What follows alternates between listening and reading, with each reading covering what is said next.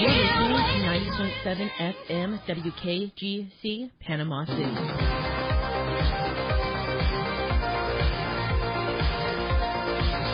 From WKGC Public Media, this is ReelTalk, the place where you can join the cinematic conversations frame by frame each week.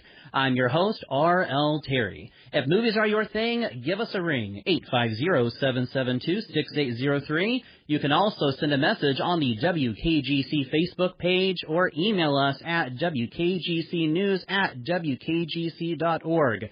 Today we are taking a break from new releases to count down our top 10 films of 1985 to 1989. This is a follow-up to an episode back in February when we counted down our top 10 films of 1980 to 1984. In case you missed that episode, you can find it on our podcast. Just search WKGC Public Media in your podcast service of choice. Joining me today is returning guest and friend of the show, film critic Gino Sassani. Gino is a film and television critic based in Tampa and the senior editor at the website Upcoming Discs. Welcome back to the show, Gino. Well, it's great to be back here, Ryan. Thank you for having me again. Gino and I are not alone today because we have another guest in studio this hour, Dr. Stephen DeBlassi. Welcome to the show, Stephen. Thank you so much. I'm thrilled. Stephen is a music professor at Gulf Coast State College, who is also an accomplished pianist, as I understand it, with a passion for the whimsy, which I absolutely love. Love whimsical music. One of my favorite pieces is St. Saëns's Carnival of the Animals. That's a perfect example. Absolutely love that. He also regularly collaborates with chamber musicians, and he goes on tours as his time allows. Stephen, something I like to ask all my first-time guests is what their favorite movies are. So aside from, or maybe including movies that are on today's list that we're talking about today, what are, say, 2 or 3 titles that are your favorite movies, and more importantly, why? So I snuck in 2 because I thought I could reach them around to today's topic for the top 10. Probably on my all-time list, somewhere near the top would be Life is Beautiful from 1997 or 1999 for the American release. Roberto Benigni featured in the film. Both wrote, directed, and starred in, and then he sneaks his way back onto my top 10 list for films of the year. So really connected back around. And then I might also throw in the 2008 film Be Kind, Rewind. Oh, great choice. I love the nostalgia for the filmmaking of the era, and some of the films that they get a chance to remake in that one, like RoboCop, are from the era that we're talking about today. So I like the uniqueness of his storytelling. Yeah, I think unique is certainly a great way of describing this decade. It was hard enough to count down top 10 of 80 to 84, but I found even here 85 to 89 was also really difficult. And listeners, in case you missed the opening, today we are counting down our picks for top 10 films of 1985 to 1989. What are some of your favorites from that time? 850-772-6803 to join the discussion. As we count down our top 10 films, we're diving into one of the most eclectic, creative, transitional periods in modern film history. The tail end of the 80s was a crossroads, bridging the blockbuster boom of the early part of the decade with the indie explosion and auteur resurgence that we got in the 90s. So as we roll through our respective countdowns, expect to not only hear crowd pleasers, and I'm sure there are plenty of those on our list and some classics, but also films that represent turning points in the art and science of motion pictures. These are films that defined the decade and set the stage for what would come next. But Stephen, you are a first-time guest today, so you can start us off on our countdown, and we'll continue round robin thereafter. And undoubtedly, we're going to have titles that show up on all 3 of our lists. And when we do, we'll talk about them the first time they come up, being mindful of time. And then when it comes up on a list, we can always add something else in there. But we'll try to talk about it the first time it shows up on our list. So are you ready? Yes. Yeah, listeners, I've not asked either one of them their lists. Now, I do know one title on Gino's list because it's a movie that I knew was going to show up on both of ours, and one that we recently saw fully restored, 4K Blu-ray, absolutely gorgeous in Gino's home studio. So I know that one's going to show up on our list, but I don't know any of the other selections. So I'm sitting here being held in suspense as I get to hear the different titles that are going to be mentioned on the show today. So, Stephen, why don't you go ahead and start us off? Sure. I'm a little nervous, but I'm going to start eclectic. Right in 1985, I wanted to throw out, I'm a fan of moments when zombies re-enter or pervade public consciousness. So I wanted to toss in George Romero's 1985 Day of the Dead. Ooh, Day of the Dead, great choice. The special effects, the overall look at the zombies, how much it jumped forward from the 1967 Night of the Living Dead, really advanced. It did not make my list, which is surprising because I'm such a big horror guy. But what I really like about Day of the Dead is it took what he did with Night of the Living Dead and breathed fresh. It was familiar yet fresh. And it brought in kind of this 80s sensibility to what he had already established. And largely what we witness in cinema today in terms of zombies is, you can go back far enough to I Walked with the Zombie, White Zombie, and The Night of the Living Dead, if you go back far enough. But I'd say it's more closely related to how zombies were represented in the 1980s. And that's largely what we have today. Especially with kind of the campiness and satirical, like there's almost like an intentional, willful level of overacting or the comedic props that you can bring into it. And I like that's the stuff that kind of started. Yeah, and I think Tom Savini was Dawn of the Dead. Do you remember Tom Savini was also the special effects makeup artist for Day of the Dead? I believe so, but that is off the top of my head. Okay. So, yeah. I want to say so as well. I think we are right there. Tom Savini, Rick Baker, also names that are probably behind some of the movies that we're going to be talking about today. I think that's living legends. So, Gino, what do you have for your number 10? Hold on, now what I do with my paper here. Okay. My number 10 was Star Trek: The Voyage Home. Star Trek Voyage Home. Okay.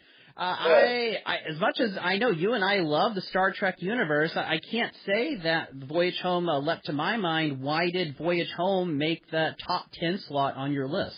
Oh, are you kidding me? Of all the movies for that day, I mean, Rathacon was great. Search of Spock was okay. But, I mean, this was the show at the characters at their best. You know, it was much more of a character-driven show than any of the previous films or post-films have been. It's my second favorite of the Star Trek movies, with Rathacon being the first. But Voyage Home, I love the whole concept of the whales, and you know, even end up writing a song about the movie. And it was the first time that my wife and I had ever gone to a drive-in movie together. Oh, nice. Here in Tampa, and we saw the Voyage Home. And then the car broke down, and we were stuck there for hours. But I just love that movie. I think that movie has a lot of heart to it. The whales are certainly iconic. They show up on memes on Instagram and Facebook, and people are probably passing along these whale memes, not even knowing where they're from. So I'll give it to you. Perhaps I don't give Voyage Home enough credit for where it currently resides in our cultural zeitgeist. Yeah, I think it's a film that stood the test of time. I mean, people still talk about it. I think that it's much better than a lot of the other Star Trek films. Fantastic. When we get to if you ever do Star Trek films of the 90s, First Contact is definitely making my list. Yeah, probably was one of my favorites. So moving on. Higher than 10 for that one, but this kind of for me. For my number 10 is a movie that won't be ignored. I'm talking Fatal Attraction, which is a quintessential 80s movie, captivated audiences back then. We still watch it today, and we wouldn't have, say, Paul Verhoeven's Basic Instinct if it were not for Fatal Attraction. And your face lit up, Stephen, when I said Fatal Attraction. So what's your memory of this movie? That similar to what you were just saying, there's iconic images from that film that are stuck in my mind, and they become almost their own tropes. Yeah, they do. After, where you're like, wait, I know that image from that thing, and I feel like Fatal Attraction. It's a quotable, I won't be ignored, Dan. And we get that a lot. So I love it. It blended this domestic tension with thriller elements, which really created the blueprint for erotic thrillers. And so you can trace the roots back to this movie. Also, I think most Lifetime movies could trace their lineage back to Fatal Attraction. Great cast too, Michael Douglas, who would go on to play in Basic Instinct, kind of a similar type character. And with it, the movie had that unmistakable 80s style, Absolutely. All throughout. Yeah, so moving on to our number 9. Stephen, what do you have for number 9? I tossed in an early film by a now better-known director, Jarmusch, Down by Law, from 1986. He has a very unique way that he tells his stories. Yeah. So you have a delightful cast. It's my way to bring Roberto Benigni back into the mix, as well as Tom Waits. He plays a bewildered Italian tourist who very clearly knows very little English language at the time. And the two of them meet a murderer and all break out of a Louisiana prison together. And it was one of those films that grew on me even more after it was over for the sheer number of times that little kind of vignette moments would pop up in my mind after it had left. And I feel like that's the one thing that I feel like Jarmusch is really good at for me, is these little almost poignant little collages of a way to tell a story. Yeah. Oh, I haven't seen it myself, so I'm afraid I don't have a way to comment on it, but certainly one that is kind of screaming for my attention. So I think you've talked me into checking it out. Gino, what do you have for number 9? I have one of Clint Eastwood's earlier directing efforts, and that is Pale Rider. What is it about Pale Rider that stands out to you and takes that number 9 slot on your list? I got to tell you, because Eastwood, and he's admitted this many times, Eastwood took a lot of what he learned from Sergio Leone, and this film was kind of for him. It was kind of his version of the spaghetti westerns that he was in with Leone, and I think it was so neat that he took what Sergio Leone taught him and he brought it forward a little bit. And I think this is where Eastwood started to become a greater director. I mean, some people say Outlaw Josie Wales, High Plains Drifter, and such, or Play Misty for me. But this, to me, was the beginning of Eastwood, to me, as the kind of director he became when you get to Unforgiven, which is a phenomenal. Excellent choice there. My number 9 for that slot, I'm choosing wisely. That is Indiana Jones and the Last Crusade, which was more than an excellent adventure film. Timeless classic, balances action with heart and humor. While I think that the plotting is a little weak, the cast makes up for it. It has a phenomenal cast, and nobody can forget the third act, particularly the line that I referenced earlier. It's memed all over the place, choosing wisely, choosing poorly. Love how it's in the cultural zeitgeist, and the pairing of Ford and Connery. It was just emotional depth. I agree, but I think you put it way too low. You think I had? Okay. Me too. Okay. So it's going to be showing up here a little bit later. Well, we'll it's going to be showing up later. I think I agree with 100%, but it's too low. Okay. We'll table it for now, since it's much higher on both of your lists. We'll take a deeper dive into it later. So okay. Well, I know when I was getting it further up my list, it was making its way down. But okay, I'm willing to hear your cases for why I have ranked it too lowly. Moving into number 8 now, Stephen, what do you have for your number 8? Well, it wraps up, and probably part of the reason Indiana Jones is so much higher for me is wrapped up in some of the nostalgia and the era films I grew up on. And that means, for me, at number 8, we're going to go right into the 1985 and celebrate the 40-year reunion of the Goonies. Oh, nice. Childhood adventure story, and it's just a fantastical, the pirate treasure adventure and all the things that you wanted that era of. There's such a great willful suspension of belief, and it's in no way self-referential or cynical about it.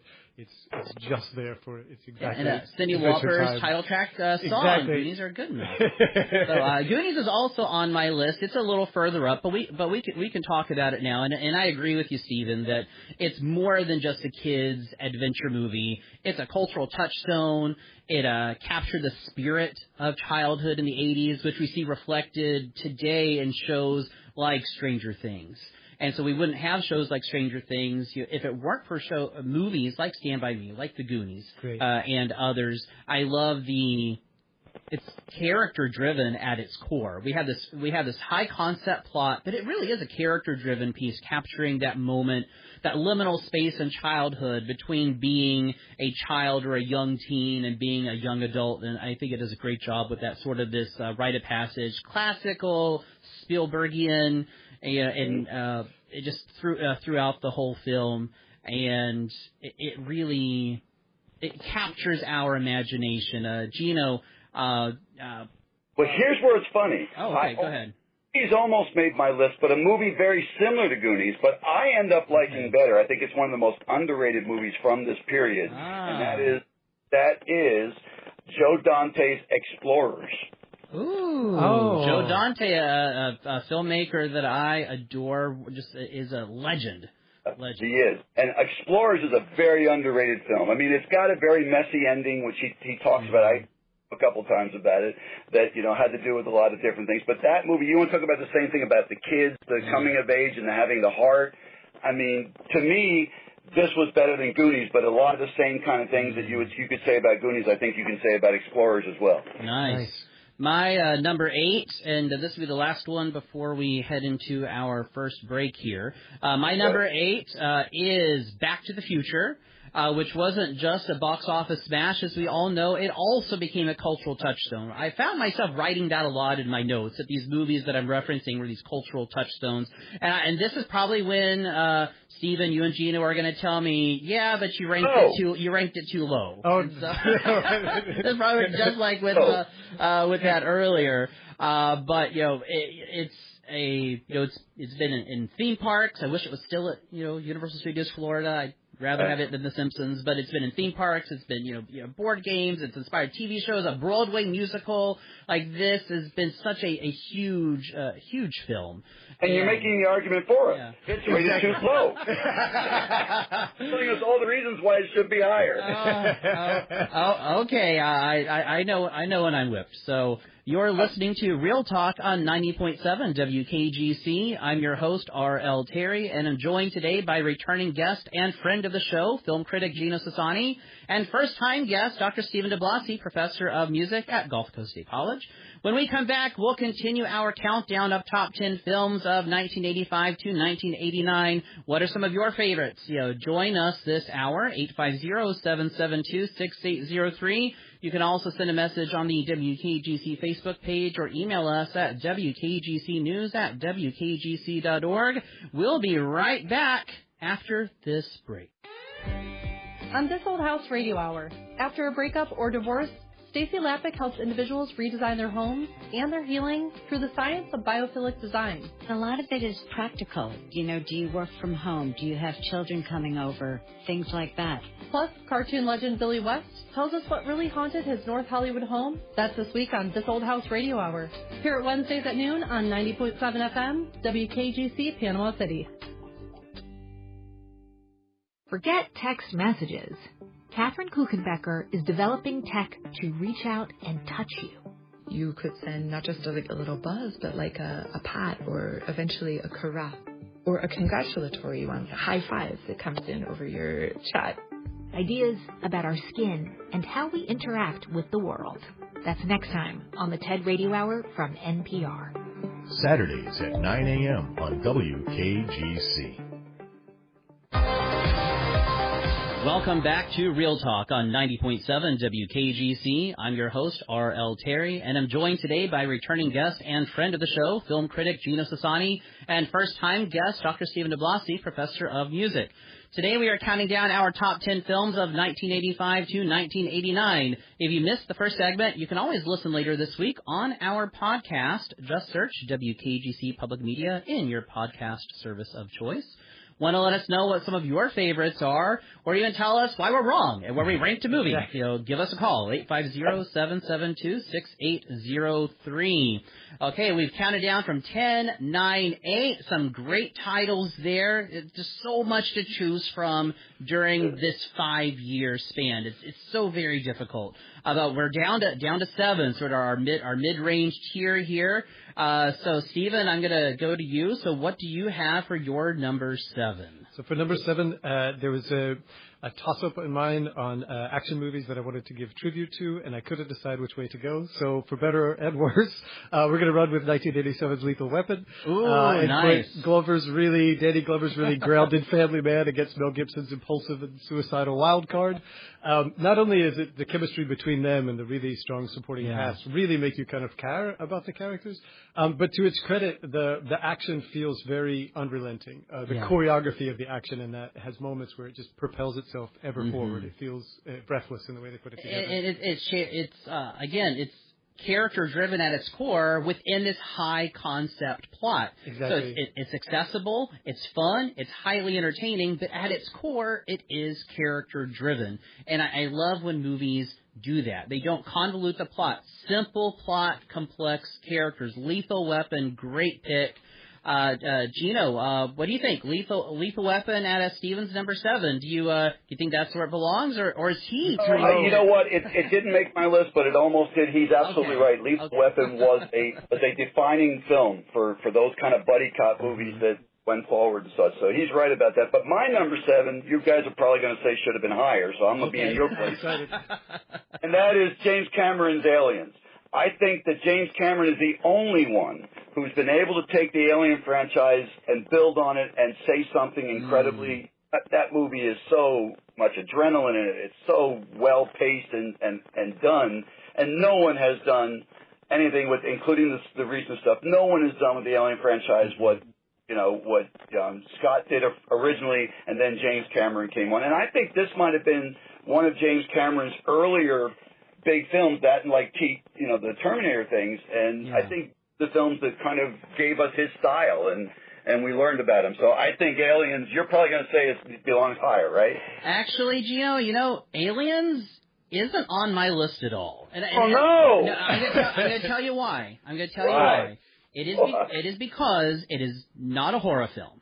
Alien is a horror movie. Aliens is an action movie that has horror elements, and I don't like that he shifted the trajectory for Alien to an action-adventure movie versus horror. And even though Not My Daughter, You Be is quoted an awful lot, it's been memed, and I love Sigourney Weaver, in the role, it is just, it's because he shifted the tone of, it wasn't a franchise yet, but he shifted the tone, and I couldn't put Aliens on my list. To me, I'm the opposite. That's what makes it great for me.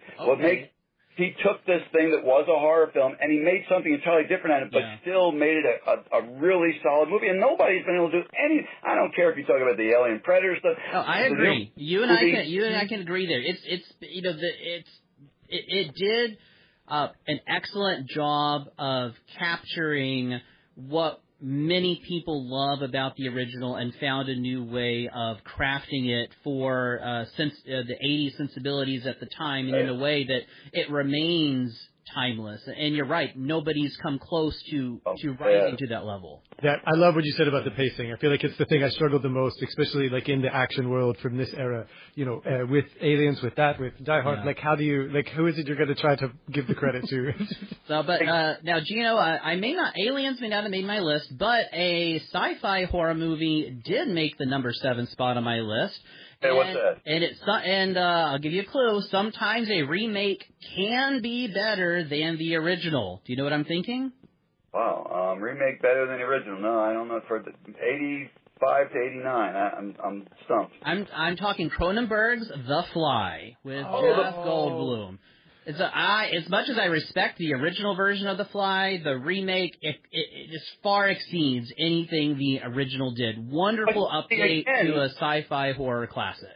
Right, but you see, again, he took that in a totally different direction than the original. That movie, he made it more horror, whereas the original Fly was more sci-fi, and so he applied a lot of horror elements that I think drew inspiration from Alien. Right. And The Thing. And so he's channeling what we learned about the Alien and Thing, and he's put it in The Fly. But no, I agree. It's a very good movie, and it's one of my favorite Cronenberg movies, actually. Scanners and stuff. This is his best all-around, I think, mainstream movie. It's most approachable, yeah. And I love with the Day of the Dead one too. It's push on special effects. Oh yes, wonderful special effects. And I'm not too big on body horror. I'm not. I realize that is a subgenre of horror that has a strong following, and it's born out of the French extremity films, and we still get glimpses of it today in the recent film Together. The Fly is at the level that I'm comfortable with. It serves its purpose for character and plot development. It's not just in there. And from what I've heard about Together, which I've not seen because it's just not typically a subgenre that I watch, that it does what's going on, does advance the plots and the characters. But The Fly is about it in terms of that subgenre for me. Moving on to our number 6s. Stephen, what do you have for number 6? I'm going to stay with effects for a second and try to argue for one of the first times we convincingly combined real actors and animated cartoon characters and do Who Framed Roger Rabbit from I knew somebody 1988. I wanted it on there so bad. There's so much from Robert Zemeckis on direction, Richard Williams on animation, even Bob Hoskins as the star. There's so much work for everybody to get it to try to pull itself off and see that seamless. But the film itself, like when you watch it, it feels giddy. It feels joyous. And so you don't notice that work. You just, are rooting to get Roger Rabbit off the hook for murder. Yeah. So I'm all in on that one. And not to mention great costuming on Jessica Rabbit. Drop that gorgeous red sequin gown. I don't care that those body proportions can't exist in real life. I love it's very kind of Lauren Bacall inspired, and I love everything about Jessica Rabbit. But it is a milestone movie. You're right. I agree.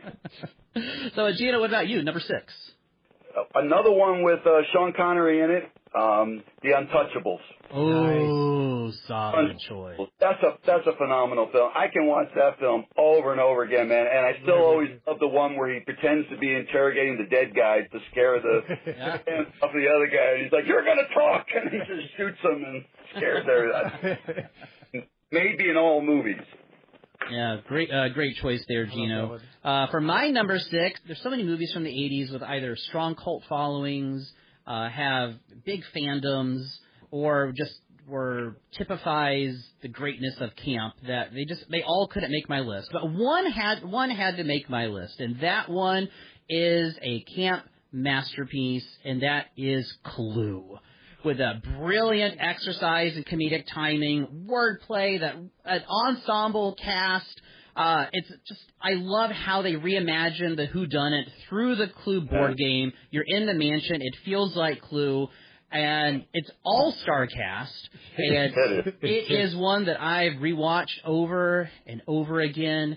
And it's rapid fire. Each character is more outrageous than the last. So many playful twists. And, we cannot forget Madeline Kahn's. I hated her so much. Flames on the side of my face. I love it.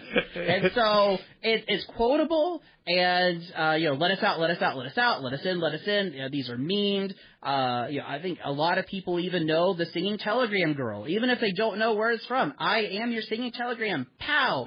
And in the recent Clue stage production that I saw, I think it was last year, they include a lot of these moments from the movie. Oh, nice. And so what do you guys think? Did Clue make either one of your top 10s? I love this because both of your guys in this one, The Untouchable and Clue, were on my list, and it was like there's everybody fighting for where they're going to be somewhere in the spot, and they were two that I let slide. So I'm really glad they made it in here. Clue I let slide too, but you know what? For me, it was Christopher Lloyd and Martin Mull. Those guys were, you want to talk about comedy gold. So I did love the movie. I get what you're saying. It was definitely a milestone again movie where it showed different ways of doing stuff. Like you said, the whodunit. But yeah, it didn't make my list though. So okay, well, I think it should have. Okay. No, we're all entitled to our opinions here. It's like I believe it was. Voltaire, who said, "I disagree with everything you said, but I will defend your ability to do it until the day I die," or something like that. Number 5, Stephen, what do you have for your number 5? Yeah, I'm going to push back against Voltaire and the idea of moderation for a second. I want to go to 1989 and do Tim Burton's reimagination of the Batman. It made my list too. We stepped away from my list. All right. I feel like the campier TV show style of the 1960s, he kind of sat down and he brought us back to a more like 1940s film noir approach. You have the reintroduction to the public at large of Jack Nicholson on the Joker. Oh, yeah. And that character is arguably more important than Batman in there. It also is of so many of the stuff that we're talking about, like Indiana Jones and whatnot else. You have another really great partnership between director and composer, Tim Burton and Danny Elfman. And even to toss out a little bit of credit to the uncredited Prince on the soundtrack, there was a really fun Trust. That still sounds in my Still, his Batman theme is still in my head. Yeah, Batman '89 also made my list, and I'll talk about it now. I'll mention where it falls in a little bit later. I love how it was just drenching with German expressionism, and it was. And you know what? It brought back comic film again. I mean, Christopher Reeve did it with Superman, and I think Batman just helped where we're at today. Maybe that's a bad thing. It invented the modern superhero movie as we know it today. I mean, so much of what we have today traces its roots back to what Tim Burton did with Batman '89. Then he'd follow it up again with, actually, the one I would rank higher, Batman Returns, but we're talking about the 80s today. I love how it feels like a comic book. Yeah, and we are borrowing techniques from, say, Fritz Lang. And from Metropolis, Calvin and Dr. Caligari, and other foundational films, and you see the homage in the design. It's just everything is crafted to where you witness the hand of, I'll say, classic Tim Burton, because nowadays he's kind of a parody of his former stuff. But like classic Tim Burton in this. In my opinion, the definitive Joker. I know some will like fight me on that, say they like Heath Ledger's Joker more, but for me, Jack Nicholson, he captures that it's like maniacal and funny and entertaining because the Joker's a showman. And much better than Heath Ledger. I'm sorry, I really like his Joker. Oh, so we're all in agreement. Well, and the image of the teeth, right? Like that stuck with me forever. The chuckle at the end. I mean, it's creepy. so. Oh yeah, it's so really good. Creepy. And let's not forget Batmania. Like, we never had seen anything like that before. Took the world by storm. Absolutely. And it was everywhere. I don't know if it was the first one to have toys at McDonald's, but it has to have been an early film to have these intentional marketing campaigns, which include the cereal. I remember when I was a kid buying the Batman cereal in the aisle at the supermarket. And I think there was even Batman, popsicles and stuff like that. I was very young at the time, but I do remember Batmania and just taking the country by storm. That's why you did it too low. This is fair. This is fair. Too low? My number 5 we've already talked about, so we can. It's the Goonies. Gino, what did you have for number 5? 1988, a movie I went to by accident because what we wanted to see was closed. Had never heard anything about it. It's become one of my favorite movies, Midnight Run. Midnight Run. I'm unfamiliar with Midnight Run. Oh, that is a phenomenal film. My wife and I accidented into that movie, and it's been one of my favorite ever since. Best movie I ever saw by accident. What were you and your wife, whose name's Ellen, listeners? What were you and Ellen supposed to see? I forget. It was something that was sold out that year. This movie was so good it made me forget whatever it was we originally went to see. But Robert De Niro and Charles Grodin, you wouldn't think that the chemistry they would have. But they had this great chemistry. It's a road film. It's a heist kind of film. Wow. It's a cop film. It's Joey Pants is in this thing. So, it's a great cast and great chemistry. And this film is it's nonsense, but it's one of the funniest nonsense films I've ever seen. It's a great time. Yeah, I definitely wrote that one down. I love learning about new movies. Here, it's like, gosh, it really was a difficult to narrow down a list of 10 movies. You never saw Midnight Run? No, I haven't. No, you know what? Next time you're here, now I know we're running in my theater. Okay, on to our number 4 here. Stephen, what do you have for number 4? So since you already tossed it out, that's where I put Indiana Jones and Last Crusade. That's why I put it as number 4. Okay. It gives me another chance to do all of the pairings. I mean, you do have humor and action, adventure and fantasy, intelligence and tomfoolery, Sean Connery and Harrison Ford, but you also have like Spielberg and Williams. And so that it could be be pure silliness, but there's just excellent nostalgia because we haven't become cynical yet about, like the willful suspension of things. Right. Sense of optimism there. So Gino, I know you've already disclosed to us that it is on your list. Did it also make your number 4, or do you have it even higher? I had it even higher. I had Batman. Right. Okay. Batman was also my number 4. Yeah. So we were close. This is fun. All right. Batman was also my number 4. So before we go into the our break here, though, Gino, anything we can go ahead and talk about Last Crusade if you don't mind. So what else would you like to add about Last Crusade? Well, just one word, or maybe 2 words, Sean Connery. I mean, he added a mix to the Indiana Jones franchise that I wish had been there from the start. Those two, again, chemistry. For me, I love chemistry actors. And those two were so great together. And it didn't matter what the plot was going on. You just wanted to spend time with these people, and it didn't matter what was going on. I could sit there and watch them reading the phone book to each other. It was just a dynamic pairing. Absolutely. And Indiana Jones has never been again as good as it was when Sean Connery was there. Yeah, great points there. It's such a great, it's really a celebration of the genre. I think, it's not just nostalgia. These movies were truly great because you were kind of you had the golden age, which led into the auteur era of the 70s, which was crazy and nearly bankrupted some of the studios. But still some great films to come out of the 70s, and now you have this new Hollywood, which is kind of blending both of what we loved about classic Hollywood, but also lessons that we learned from the auteurs of the 1970s. And I think that's why we gravitate to this decade and why it is so culturally defining. I'm going to get back. I know you want to say something, Gino, but we're going to go to a break. But I'll come right back with your thoughts here in just a moment. So, listeners, you are listening to Real Talk on 90.7 WKGC. I'm your host, R.L. Terry, and I'm joined today by returning guest and friend of the show, film critic Gino Sassani, and first-time guest, Dr. Stephen DeBlassi, professor of music. When we come back, we'll continue our countdown of top 10 films from 1985 to 1989. What are some of your favorites of the era? 850-772-6803 to join the discussion. We'll be right back after this break. Democrats could take back the Congress by flipping 3 seats. If Donald Trump gets 5 new seats in Texas, that majority becomes 8 seats. It is more than doubling the entire cushion of the current Republican majority. I'm Michael Barbaro. That's Today on the Daily from the New York Times.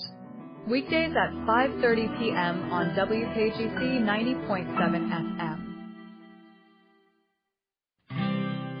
Hi, I'm Tom Hoots, inviting you to join me every Tuesday at noon on Sound Sessions, where we will explore the local music scene, talk to the musicians, and listen to local music right here on WKGC 90.7 FM. There's a hole here where you left me, and I just can't fill it. Lord knows I've done everything to try. Welcome back to Real Talk on 90.7 WKGC. I'm your host, R.L. Terry, and I'm joined today by returning guest and friend of the show, film critic Gino Sassani, and first-time guest, Dr. Stephen DeBlassi, professor of music. Today we are counting down our top 10 films of 1985 to 1989. If you missed the first part of the show, you can always see what we had for 10-9876-54 on our podcast, which will upload later on this week. Just search WKGC Public Media in your podcast service of choice. If you want to join the discussion, there's still time, 850-772-6803. And I know, Gino, I had cut you off before we went. It wasn't me. That was That wasn't me. That was Steve. Steve was trying. I was just going to say. I'm so sorry. No, exactly what you were saying. There's an earnestness to the storytelling of the era. It's like almost what makes me nostalgic for it. Like what you were saying about Indiana Jones. Mm-hmm. It's an adventure story, and it's very earnest about being an adventure story, but it's very sincere about it. Very sincere, and there's optimism. I think a lot of motion pictures today are very cynical, and when I watch these movies, there's this level of hope that's in a lot of them, even when they're dark movies, or even there's still there's this kind of joyousness, or maybe this level of whimsy and enthusiasm, and the enthusiasm for these films. I think that's why we love talking about this era in particular. Because it crosses age groups. I think the three of us, are not. I don't think any of us are the same age, and so we represent a cross section of the audience, both the audience then and the audience today. And these movies still resonate with us. But we are getting down to our final three. So let's see what makes the top three on our list. Stephen, I'll go to you. What do you have for number 3? So 3, I'm going to try to balance those two things you were just talking about, right? I want to grab Spike Lee's early film from 1989, Do the Right Thing. Toss it in there. Nice. It's an explosion of New York style, American black culture, multi-character storytelling, racial investigation. Yeah. It's hard to put down, forget, or like even fully consider. Like there's clues that are dropped into the costuming from like Michael Jordan jerseys being turned into Jackie Robinson jerseys. The script where like little small community relations are supposed to offer these larger anecdotes about cultural issues, or just contrasting colloquialisms right, from the featured communities. And then the soundtrack, you've got Fight the Power and you've got the National Spiritual Orchestra with Branford Marsalis. Like it's such a visual and oral feast uniquely of its time. I'd say you did the right thing by taking number 3. Gino, what about you on Do the Right Thing? For 3, this was where I had Indiana Jones and the Last Crusade. Nice. Okay, so you have number 3 for your Indiana Jones and the Last Crusade. Okay, well now and it's now the way you talked it up though, like I know one of your top 2, and I'm curious now to know where one of these top 2 falls. So for my number 3, I got one line for you guys. Yippee-ki-yay, mother. You guys still in the rest. Die Hard, the definitive action movie, redefining the genre, vulnerable, wisecracking, everyman hero, high tension, great script. It set the gold standard for, in my opinion, what an action film should be. And yes, listeners, Die Hard is a Christmas movie. Oh, it's not. And it should be on your rewatch list.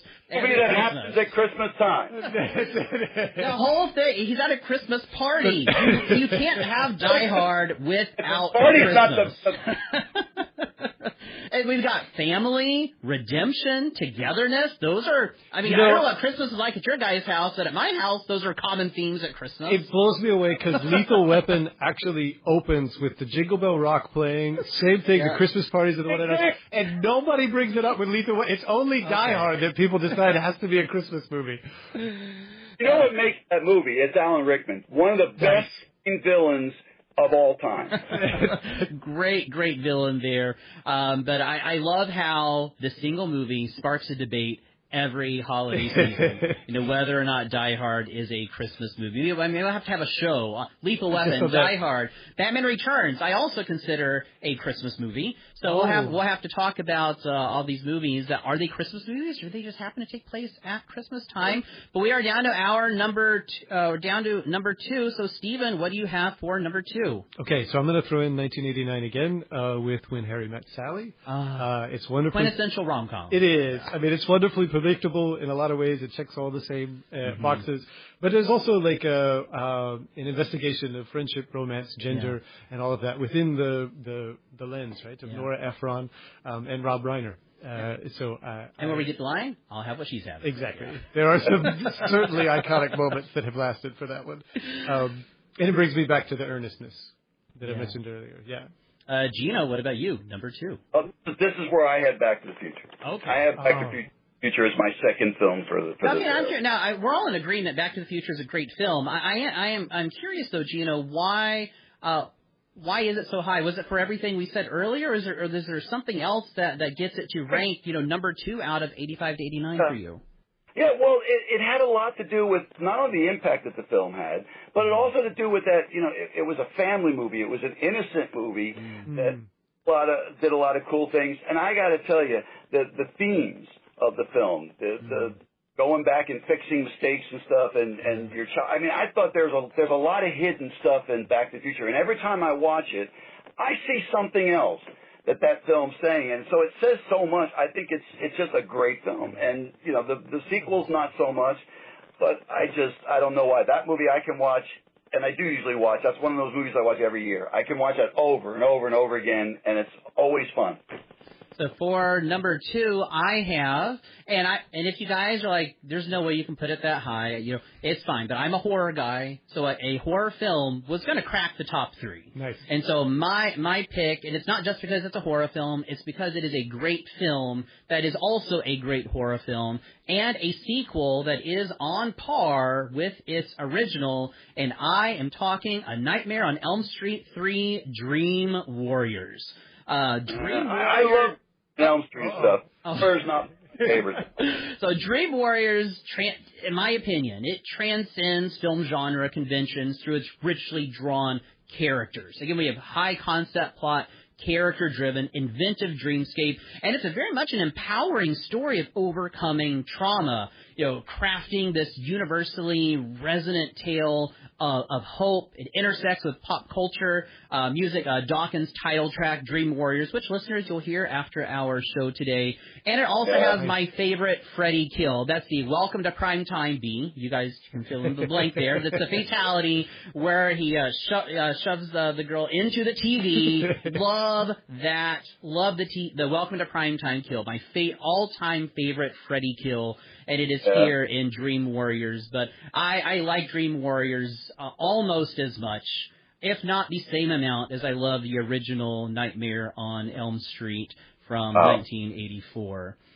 So we are down to number 1. So, Steven, what do you have? This is it. Nervous, I know. All the marbles so right nervous. here. Number 1. What do you have? And Gino, I now know what your number 1 is, which is the same as my number 1. Oh no. So, all right, then I'm really going to be on my own branch here.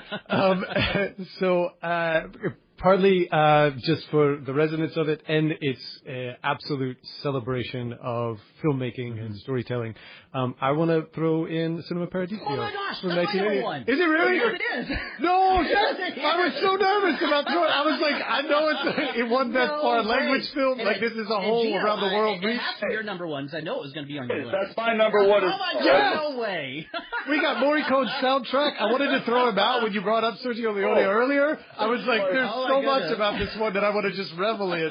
So I wanted to be that kid. Are you kidding me? Exactly. Like just you want to be the projectionist. You like it's like such a celebration of the way we all. And that's I'm Italian, so that's my home. That's my Oh my gosh! I said no way. How serendipitous that we all have Cinema Paradiso. So listeners, if you don't watch any other movie that is on our respective list today, clearly go check this one out. Not the director's cut, theatrical cut. The director's cut, it's a little wackadoo. So check out the theatrical cut, Cinema Paradiso. It's a love letter to the communal power of cinema. It's what so much of what is lost today, and people sitting on their butts at home and scrolling for hours trying to find something to watch. This reminds us that movie theaters aren't just places to watch stories. They are places where communities, diverse communities, all walks of life, come together to be entertained or challenged or learn. Entire generations connect, and I love how we go on this emotional journey. That's all. Well, yeah, and you know what? Like I said, there's very few films I've ever identified so much with the character or with the theme of the movie. I wanted to be that kid. I mean, I feel like that was my childhood, even though it wasn't. No, there's things you learn about life from the stories that you consume at those respective ages, because you don't have that, and so it becomes this little magical lens. And the moment where who's the older guy is Alfredo, right? And he gets to shoot the projector out across the town square, and everybody gets that moment to go through. And I was like, that is exactly it, exactly what you were just saying, right? That like it's a different experience when it's 200 people watching the movie together than it is to. And it's not just a love letter to filmmaking. It's a love letter to cinema. It is where we gather, and the important place that the cinema plays, and it's a topic that I'm exploring in the book I'm currently writing, which is presently titled "Are You Still Watching?" And going through the history, I'm just reminded of the kinetic energy that we feed off of. We feed off this kinetic energy with one another in the cinema, and you can't replace, laughing at the same time, screaming at the same time, jumping at the same time with everybody else. And the stuff of it's magic. It's this magic that happens when we're there. It is this liminal space between reality and fantasy. We can't measure it, but during that moment, that is where you are. And much like literature, still does today, but before motion pictures, literature transported us to only places our imaginations could take us, and now we have that. But it's it reminds us of being together. It's the togetherness. It's the relationships that we form with one another. Whether it's the relationships between you and like looking at Cinema Paradiso, we have our so this mentor, this kind of mentor relationship. And that's what it is. This guy he's showing this kid. He's giving this kid something more. I mean, he's giving this kid a life lesson, like we were talking about. That's what this kid's getting from this whole thing, and you can tell how much it means to him. I mean, the kid actor is phenomenal. Oh, yes, he is. And exactly what you were saying. The director initially came out in a lot of the interviews, and he was discussing it's going to be an obituary of the film industry. And then the film, ironically, did so well, he had to start walking back the idea. And so it's exactly that.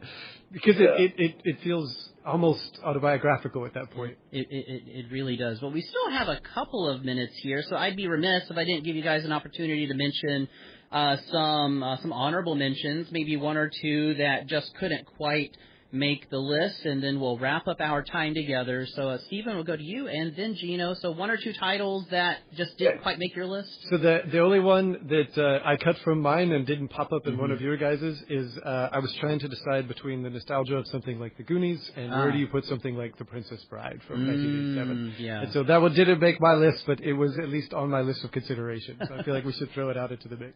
So, Gino, how about you? Any honorable mentions? There were two that I was trying to see if I could shoehorn in there, and that was Good Morning Vietnam. Good choice, yeah. One of my favorite Robin Williams performances, and of course Beetlejuice, the original Beetlejuice. Yeah. Again, you talk about the same kind of atmosphere that we have for Batman and stuff, because Tim Burton. And I love both of those films, and I think Good Morning Vietnam hasn't in recent years gotten the props it deserves. Agreed. So for mine, for various reasons that time won't allow me to really delve too much into, I have Beaches, and for no other reason that it is a quintessential tearjerker that is just immortalized Bette Midler and Wind Beneath My Wings, which is probably at Out of half Africa the funerals with Meryl Streep this year. Out of Africa is another one. Another one I really wanted to throw on there is Elvira, Mistress of the Dark. Because it's not that the movie is a great film. What it is though is it was a launch pad for Elvira, which then just instantly cemented her in the cultural zeitgeist. And it's instantly recognizable. Even people that never watched Elvira's Movie Macabre know who Elvira is. And I love how strong she is, how independent she is, but also it can be sexy at the same time and fun. I love the energy that she brings, and the script doesn't work without Elvira. Of course, it helps that this was entirely made for her, so that's why nobody else can play in the role of Elvira, Mistress of the Dark, and this just some others really quickly here before we start wrapping up. The Blob, Killer Clowns from Outer Space, Pet Sematary, Spookies, which is more known for its backstory than it is the actual movie. Cemetery is horrible, and I love the book. Oh, no way! Least favorite Stephen King adaptation of all time. I love how faithful it is, and just the very beginning where we got a kid walking into the street. I really like Pet Sematary, and Fred Munster is terrifying, and so he's the best for that movie. Anyway, there you have it, listeners. Our picks and some honorable mentions. Top 10 films of 1985 to 1989. Our number one, all three of us shared Cinema Paradiso. That's amazing. It really is. It's been an absolute blast, you guys. Big thank you to you both for joining me on the show today. Stephen, if listeners are interested in learning more about your music program, where can they go to find more information? The Gulf Coast website is probably the best place. Which is gulfcoast.edu/arts, ARTS. Excellent. Gino, if listeners want to read more of your reviews or find your music, new album out now, everybody, where can they find out more information? Well, reviewsupcomingdisc.com, and for the music, just gesassani.com or any of their platforms. Spotify, you can find me anywhere. Just look up G.E. Sassani and listen to it, and I hope you enjoy it. Excellent. If you missed any of today's episode or to listen to past episodes of Real Talk or other shows on WKGC, we are on a podcatcher near you. Search for WKGC Public Media on your podcast service of choice. Next week, I will be joined by film critic E.J. Moreno to discuss Weapons, the new horror film opening everywhere this Thursday. Stay tuned for Jazz in a Minor Key with Walter Hale coming up next, followed by All Things Considered starting at 3 o'clock. Thanks to all of you for listening. I hope you'll tune in again next week, same time, same place, for more Real Talk on 90.7 WKGC.